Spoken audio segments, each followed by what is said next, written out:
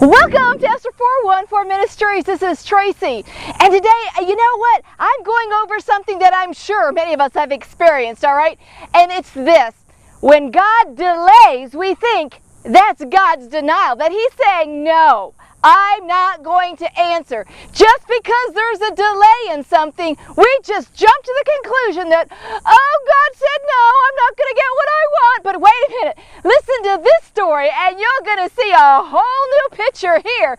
We're going to be in John, and it's chapter 11. And let me tell you what's going on, okay? We're going to be talking about Mary and Martha and Lazarus. These were really, really good friends of Jesus's, okay? I mean, they were tight, all right? They were real close.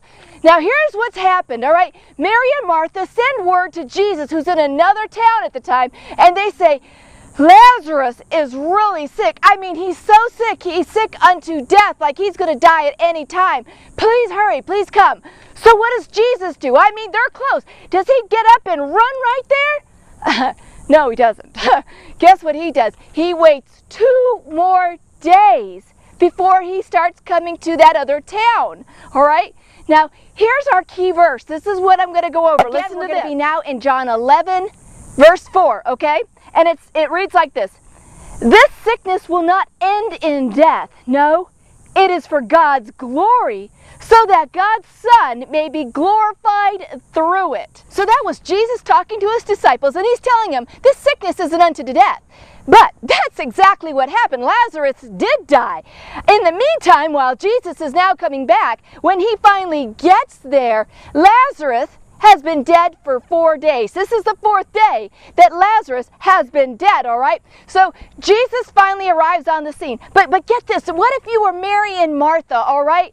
And Lazarus, you're watching him, he's getting sicker and sicker, and you can see him. He's getting ready to die, and you're thinking, Jesus, weren't we friends? Weren't you my friend? I've watched you raise this person. I've seen you heal that person over there. And now you won't even come for my brother whom you love, whom we've shared dinners before. You've been in our house. We've talked and you won't come. Haven't we done that?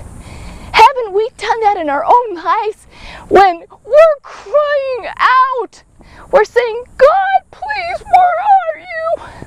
And we think he's forgotten us. But he hasn't forgotten us. That's the whole point. It's going to be unto God's glory. He's delaying for God's glory. What happens when Jesus shows up? Well, Martha tries to be politically correct, and she comes up to him and says, well, Lord, if you'd been here, he wouldn't have died, but I know whatever you ask of God, he's going to do it for you. And Jesus tells her, well, he's going to rise again. And she goes, yes, I know. He's going to rise again in the resurrection. We'll all be together. And he goes, no, Lazarus is going to rise. And then what happens next? Mary finally comes out, and she just lets Jesus have it. She's just like, Jesus, if you had been here, poof. If you had been here, my brother wouldn't be dead right now. Where were you? I mean, she really just, if she was punching, she would have given him a right and a left and a boom, knocked him on his pants with her words, you know. She was so upset. She didn't understand. She didn't understand. If he loved them so much, why would he let this happen? We're back to God's glory, guys. God's glory. What happens? Jesus says this. He says, roll that tomb away. Roll that stone away from the tomb. And they go, But Rabbi, he's been dead for 4 days. Surely he stinketh, you know. They're like, basically, it's going to be a nasty smell. He's like, go ahead, roll it away anyways. So they roll the stone away.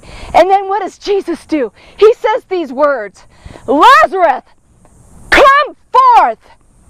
And what happened? He didn't say it twice. He waited because he knew the power. He knew the power of God, and he knew the power of his words. And what happened? Lazarus starts coming out of the tomb. And Jesus tells him, unbind him. Hurry up and unbind him. And It is the same way in our lives. When Jesus arrives, when Emmanuel, God with us, shows up, and it's the appointed time, and he says, okay, now is the time, and he says, come forth. That is when the promises will come forth, when they will arise, when they will come out of the dead, when we think something that we've been hanging on to for so long is absolutely dead. There is no way that this can be resolved. There's no way for this sickness to be healed. Jesus is saying, it is for my Father's glory. It is for God's glory. I am waiting for the appointed time when God gets the greater glory. You hang in there. If there's something that the Lord's given you, if there's something that you're going through, you hang on and wait for Jesus to say, come forth, arise, and it will arise from the dead, and it will come forth in a way that you just could never have imagined at all, and God will get the greater glory. This has been Tracy from Esther 414 Ministries.